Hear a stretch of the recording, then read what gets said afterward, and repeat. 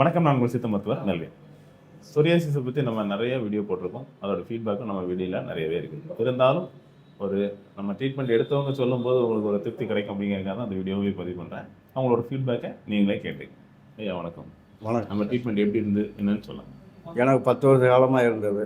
நான் யூடியூப் மூலியமாக உங்களுடைய சேனலை பார்த்த பிற்பாடு உங்களை நாடினேன். நாடின பிற்பாடு படிப்படியாக ட்ரீட்மெண்ட் பார்த்ததுனால எனக்கு குணமாகிவிட்டது. இப்போதைக்கு எனக்கு 90 நாளில் என் உடம்பில் உள்ள சொரியாசிஸ் அனைத்தும் கிளியர் ஆகிவிட்டது. டாக்டருக்கு எனது அன்பு வணக்கம்.